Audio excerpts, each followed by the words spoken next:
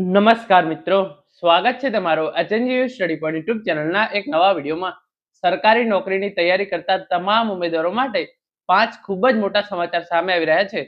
એના વિશેની સંપૂર્ણ ચર્ચા આપણે આજના આ વિડીયોની અંદર કરવાના છીએ. સીસી પરીક્ષાની તારીખ, રેવન્યુ તલાટી પરીક્ષાનું રિઝલ્ટ, સીસીની પરીક્ષા ઓનલાઈન લેવામાં આવશે કે ઓફલાઈન, અને નવી જુનિયર ક્લાર્ક અને તલાટી કમ મંત્રી ભરતીની જે જાહેરાત છે એ ક્યારે કરવામાં આવશે એના વિશેની સંપૂર્ણ ચર્ચા આપણે આજના આ વિડીયોની અંદર કરવાના છીએ. તો હવે શરૂ કરીએ આજનો આ વિડીયો. તો તમે જોઈ શકો છો, ઉમેદવારો માટે 5 મોટા સમાચાર. સીસી પરીક્ષાની તારીખ જાહેર, સીસી એક્ઝામ ઓનલાઈન હશે કે ઓફલાઈન, જુનિયર ક્લાર્ક અને તલાટી કમ મંત્રી ભરતીની જાહેરાત.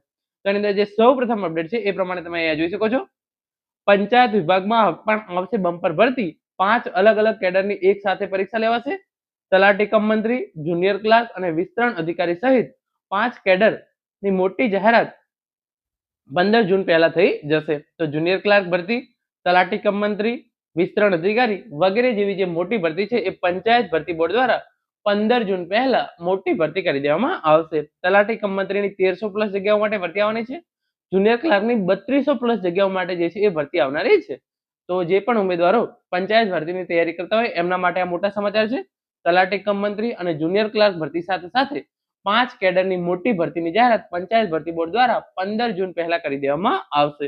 તો આ હતી પહેલી અપડેટ પંચાયત ભરતી બોર્ડ દ્વારા જુનિયર ક્લાર્ક અને તલાટી કમ મંત્રીની ભરતી અંગેની.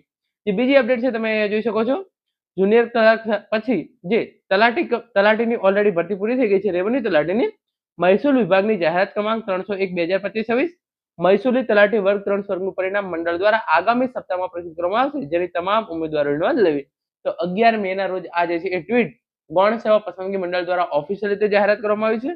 અને તલાટીનું જે પરિણામ છે એ આવતા અઠવાડિયે જાહેર કરી દેવામાં આવશે.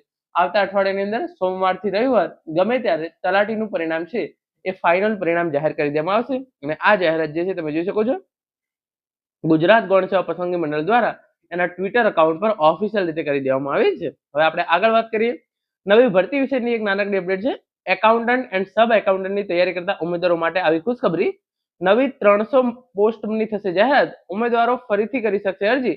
જૂની અને નવી ભરતીની સાથે લેવાશે પરીક્ષા. તો એકાઉન્ટન્ટ એન્ડ સબ એકાઉન્ટન્ટની જે ભરતી છે એની જાહેરાત ગૌણ સેવા પસંદગી મંડળ દ્વારા ઓલરેડી કરી દેવામાં આવી હતી. તો એની અંદર નવી 300 જગ્યાઓનો ઉમેરો કરવામાં આવશે અને ઉમેદવારો માટે ફરીથી ફોર્મ જે છે એ ફોર્મ શરૂ કરવામાં આવશે. જૂની અને નવી ભરતીની પરીક્ષા એક સાથે લેવામાં આવશે. તો આ નવી ભરતી છે અકાઉન્ટન્ટ એન્ડ સબ અકાઉન્ટન્ટ, એની અંદર જે છે એ 300 જગ્યાનો ઉમેરો થશે અને ફરીથી ફોર્મ ભરવાની શરૂઆત કરવામાં આવશે. અને છેલ્લે જેની તમે આતુરતાથી રાહ જોઈ રહ્યા છો એ સીસી ભરતી અંગેની અપડેટ.